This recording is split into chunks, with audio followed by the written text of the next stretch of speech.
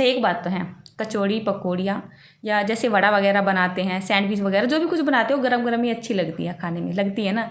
लेकिन आपको दिखाने के चक्कर में ना मेरी चीज़ ना ठंडी हो जाती है। राधे राधे मेरी YouTube family.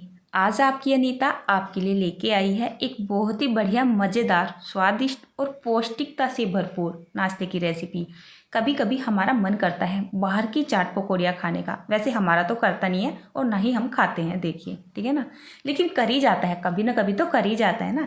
Street style food खाने का मन करता है, कभी कभी बाहर जाके पार्टी करने का मन करता है। लेकिन अगर इस तरीके के नाश्ते आप अपने घर में बनाते हो ना, यकीन मानिए बच्चे खुद से ही मना कर देते हैं। तो चलिए रेसिपी को आगे बढ़ाने से पहले मैं आपको बता देती हूँ। मैंने यहाँ पर थोड़ी सी पत्ता गोभी, थोड़ी सी फूल गोभी, थोड़ी सी हरी मिर्च और थोड़ा सा अदरक का टुकड़ा, जिसको मैंने बहुत ही बारीक बारीक चॉप कर लिया है। हमारे यहाँ पे लाइट का बहुत बुरा इशू रहता है। मैंने सोचा सुबह सुबह जो है ये काम निपटा लेती हूँ मैं, और फिर नाश्ते में काम आ जाएगा। मतलब 6 बजे तक ना लाइट चली जाती है। तो अब आपको मेरे कपड़े बदले हुए दिख रहे हैं ना, तो वो मैंने लाइट आने की वजह से ना पहले ही काट पीट लिया था। लेकिन लाइट मेरे हाथों फिर भी नहीं लगी थी, फिर भी मुझे जो है मतलब 7-8 बजे के बाद ही ये काम को करना पड़ा था। अब जैसे मैंने इनको बारीक बारीक चॉप कर लिया है ना, इनमें मैंने थोड़ी सी देर के लिए नमक लगा के रख दिया था, ऐसे कोई 10 मिनट के लिए। और जब नमक लगा के रख देते हैं ना तो सब्जी अपना मॉइस्चर छोड़ जाती है। तो क्या होता है, जैसे हम स्टफिंग बनाते हैं ना तो फिर वो गीली नहीं होती है, आराम से भरने में आ जाती है। पराठे बना रहे हो, कचौरी पकौड़ी कुछ भी बना रहे हो, अच्छी हो जाती है। अब 10 मिनट में इसने अच्छे से मॉइस्चर छोड़ दिया था। मैंने इसको एक कपड़े में डाल के ना टाइट करके निचोड़ दिया है। आपने देखा ना कितना सारा पानी निकला था। अगर ऐसी हम स्टफिंग बना देते ना, पूरी की पूरी हमारी रेसिपी फ्लॉप हो जाती। चलिए उसके बाद मैंने यहाँ पर ये 100 ग्राम पनीर ले लिया है। दूध लेने के लिए गई थी मैं, तो वहाँ पे दुकान है ना, तो वहीं से लेके आ गई थी। उसके बाद हम यहाँ पे हल्के से मसाले डालते हैं। मैं यहाँ पर थोड़ा सा हल्दी पाउडर, थोड़ा सा नमक डालूंगी, थोड़ा सा हींग डालूंगी और 1 चम्मच डालूंगी पाव भाजी मसाला। देखिए मसाले डिपेंड करते हैं आपके टेस्ट के हिसाब से। मतलब कोई कोई मसाले ज़्यादा खाता है, कोई कोई कम खाता है। आप में से कुछ लोग बोल भी देते हो कि हमारे घर में ऐसा खाना कोई नहीं खाता है जिसमें मसाले वगैरह डालते नहीं हो, लहसुन प्याज डालते नहीं हो। तो लहसुन प्याज तो हम खाते नहीं है, और मसाले भी बस इतने ही खाते हैं। ज़्यादा मसाले डाल देती हूँ, बच्चे खुद से ही मना कर देते हैं, और सेहत के लिए ना नुकसानदायक भी बहुत ज़्यादा होते हैं। ये मैं लेके आ गई थी परसों, 1-2 दिन पहला है ये ब्रेड का पैक। बड़े वाली मैंने ब्रेड ली है ब्रिटानिया की, ठीक है ना, ये लेके आ गई हूँ। अगर मैं बात करूँ तो हम घर में 5 जने हैं, लेकिन ये नाश्ता केवल 4 जनों के लिए बन रहा है, क्योंकि मेरी सासू माँ इस तरीके के नाश्ते ना पसंद नहीं करती हैं। तो हम 4 जने ही खाएंगे, तो मैं 4 जनों के लिए बना रही हूँ, ठीक है ना। स्टफिंग मेरी यहाँ पर पूरी नहीं लगेगी, आधी स्टफिंग के मैं पराठे बनाऊँगी, ठीक है। मैं आपको पहले ही बता देती हूँ, आप बाद में बोलो। अब जैसे हमारी ब्रेड थी ना, इनमें से हमें इस तरीके के गोल पीस निकाल लेने हैं। तो ये मेरे पास ना मीडियम से साइज़ की कटोरी है, तो बढ़िया पीस निकल रहे हैं ऐसे, देखिए है ना। चलिए आप चाहे तो यहाँ पर पीस ना निकाले, ऐसे भी बना सकते हैं वैसे, बट मैंने निकाले हैं, मुझे अच्छे लगते हैं। चलिए यहाँ पर ना 1 पीस कम रह गया, मैंने बाद में बनाया था, बल्कि ये जो गोल पीस बनाया ना 1 पीस कम ही रह गया था। मैंने सोचा ये 8 बन गया, लेकिन ये 7 ही बने थे। उसके बाद जो हमने ये स्टफिंग तैयार की है ना, इसको इस तरीके से रखेंगे और इसके ऊपर इस गोल से टुकड़े को यानी ब्रेड के पीस को रख देंगे, हल्का हल्का सा दबा देंगे। देखिए ये नाश्ता मैं सुबह के टाइम में बना रही थी। मैं सोच रही थी चाय के साथ इस नाश्ते को बना लेंगे, लेकिन मेरी सासू माँ ना इन चीज़ों को पसंद नहीं करती है। तो इसकी मैंने पूरी तैयारी कर ली थी सुबह के टाइम में कि अब चाय के साथ खा लेंगे। लेकिन जब मुझे ऐसा लगे वो खाएंगे नहीं और फिर से मुझे आटा वगैरह लगाना पड़ेगा, तो फिर मैंने इनको तैयार करके रख दिया था। मैंने सोचा दोपहर के बाद जब चाय बनती है ना तब बना लेंगे, बच्चे नाश्ता मांगते हैं। चलिए तो ये रेसिपी ना यहाँ तक ही जाएगी। और ये जो आप क्रम से देख रहे हैं ना साइड है, ये मेरे घर में वेस्ट नहीं जाती है कभी भी। अब देखिए खाने के बाद लगभग 2 बजे का टाइम हो रहा है, ठीक है ना। हमने खाना वाना खा लिया, और वो मैंने जो सुबह बनाए थे ना वो मैंने उठा के रख दिए थे। अब मैं जैसे ही नीचे आई ना कि मैंने सोचा चलिए तीसरे पैर की चाय का टाइम हो रहा है, और रेसिपी भी कंप्लीट कर लेती है, और बच्चों को छोटी छोटी भूख लगती है, इनके काम भी आ जाएगा। तो मैंने नीचे आके देखा तो जो साइड है बची हुई थी ना, और जो कुछ ब्रेड बची हुई थी, मेरी बेटी और मेरा बेटा लगे पड़े हैं उसका कुछ ना कुछ करने। आखिरकार यूट्यूबर के घर में रहते हैं तो क्या बोलते हैं ना, परछावा तो पड़ ही जाता है। मतलब ऐसी छोटी छोटी बहुत सारी चीज़ें बना लेते हैं मेरे बच्चे कि आपको यकीन ही नहीं होगा। आप देखिए मैं इधर तो कर रही हूँ अपनी रेसिपी की शूटिंग, मतलब ये मेरा काम चल रहा है, और उधर मेरे बच्चे दोनों ही लगे पड़े हुए हैं अपने अपने काम में। तो ये क्या कर रहे हैं, इसका बना रहे हैं शाही टुकड़ा। घर पे दूध वगैरह तो रखा ही रहता है, तो इन्होंने सोचा हम भी कुछ खुरापाती कर लेते हैं। सरप्राइज़ देने वाले थे, लेकिन मैं अपनी रेसिपी शूट करने के लिए नीचे आ गई। ऊपर छत पे बैठी हुई थी धूप में, ठीक है ना। चलिए, वो ना उधर घी लगा के ब्रेड सेक रही है और इधर मैं उठा के लेके आ गई हूँ, क्योंकि मैंने सुबह उठा के रख दिया था। 8 के 8 पीस कढ़ाई लेके आ गई हूँ और गैस को ऑन कर देते हैं और इसमें डाल देते हैं हम ज़रा तेल, ठीक है ना। पहले कढ़ाई को थोड़ा सा साफ़ कर लेती हूँ।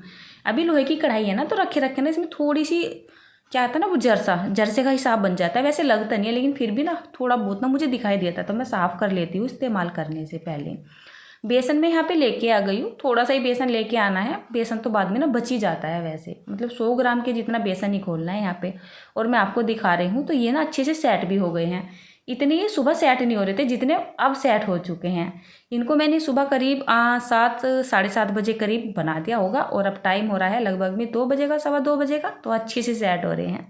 तेल का डब्बा लेके आ गई हूँ। मेरी पूरी कोशिश रहती है खाने को मतलब खाने में पौष्टिकता बनी रहे, तो ज़्यादा करके मैं वो चीज़ें यूज़ करती हूँ जो कि ज़्यादा पौष्टिक हो और खाने में मतलब सही भी हो, नुकसान वगैरह ना दे। वैसे तेल ताल तो देता ही है, लेकिन तेल में हम रिफाइंड नहीं खाते कभी भी। पकवान कोई भी हो, मैं ना सरसों के तेल में बनाती हूँ। वैसे तो हमें बहुत टेस्टी लगता है, आप में से कुछ बोल भी देते हो कि ये रिफाइंड में ज़्यादा अच्छा लगता है, बट हमेशा टेस्ट नहीं देखा जाता है। लेकिन ये जो मैं नाश्ता बना रही हूँ, ये तो सरसों के तेल में ही बन के अच्छा लगता है। यहाँ पर ये मैंने एकदम फ्लोइंग या पतली कंसिस्टेंसी वाला घोल बना के तैयार कर लिया है। इसमें बस मैंने थोड़ा सा हल्दी पाउडर और थोड़ा सा नमक डाला था, इससे ज़्यादा कोई मसाला नहीं डाला था। आप चाहे तो गरम मसाला वगैरह ना डाल सकते हो। अब हम तो खाते नहीं हैं, आप लोग खाते हो तो आप डाल सकते हो। भाई हमें तो हजम नहीं होता है, हम तो इस वजह से खाते नहीं है, लेकिन खाने वाले खाते भी खूब है। देखिए, अब जैसे ये पीस है ना, इसको हम इस बैटर सी के अंदर या इस घोल के अंदर इस तरीके से डीप करेंगे अच्छे से, ठीक है ना। मैंने थोड़ा ही घोला था ये बेसन का घोल, नहीं तो फिर वेस्ट ही जाता है। अब मुझे दूसरी कोई चीज़ बनानी भी नहीं है। आपको रायते वगैरह की बूंदी बनानी हो ना, तो आप ज़्यादा भी बना सकते हैं। अच्छे से इसको इस तरीके से डीप कर देंगे, और तेल जब हमारा अच्छे से गर्म हो जाएगा तब हम इसमें इसको डाल देंगे। और जैसे ही इन्हें डालेंगे ना, तो गैस का फ्लेम ना लो कर देंगे, नहीं तो क्या होगा ना, एकदम से जलने लगेंगे और इसके अंदर ना सब्जियां कच्ची हैं तो वो अच्छे से पकेगी नहीं, ठीक है ना। और बस करीब इसको 2 से 2.5 मिनट का टाइम लगता है सीखने में। देखिए कितना बढ़िया ये हमारा पकोड़ा बोल सकते हैं, वड़ा बोल सकते हैं, मुझे नहीं पता क्या, हम तो सिंपली इनको ब्रेड के पकोड़े ही बोल देते हैं, ठीक है ना। शेप अलग है, लेकिन पकोड़ा तो पकोड़ा ही रहेगा।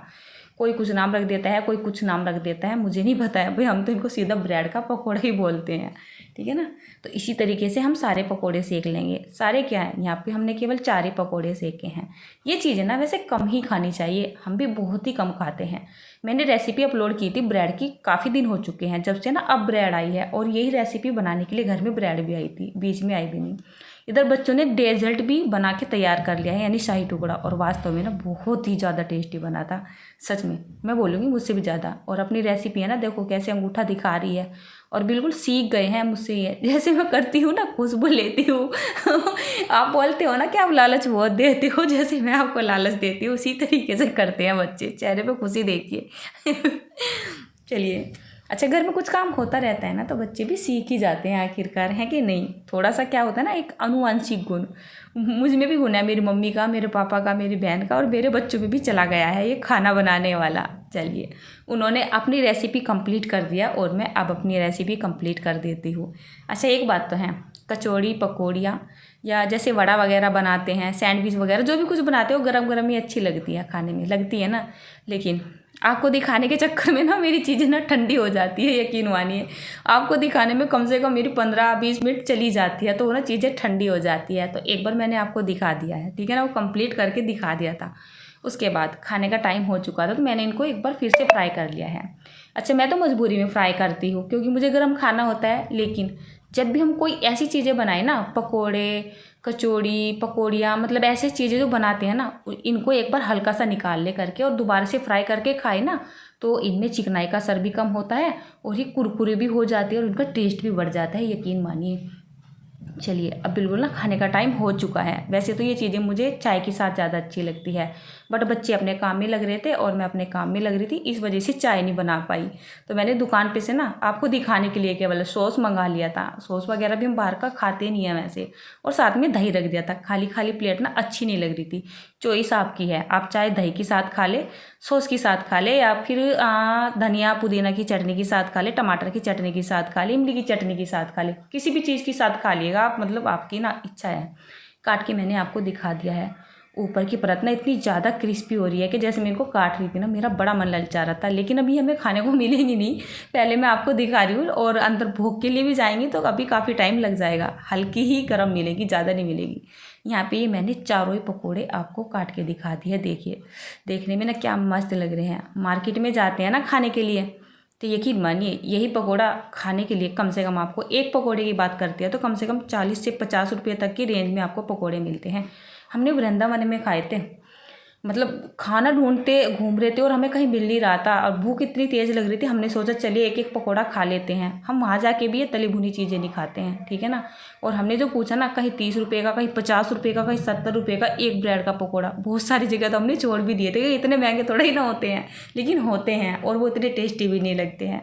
चलिए आज हमने तीनों ने ही अपनी पार्टी कर ली है, क्योंकि मेरे हस्बैंड जा रहे हैं आज गैस का कनेक्शन लेने के लिए खतौली, यानी कि मार्केट में। मेरी सासू माँ भी जा रही है, तो उनको ना बैंक में कुछ काम था, फिर वो आ जाएंगे, उनको ना खाना बना के दूंगी। और अब ना लगभग 2:30 बजे का टाइम हो चला है। तो राधे राधे दोस्तों, फिर मिलती हूँ।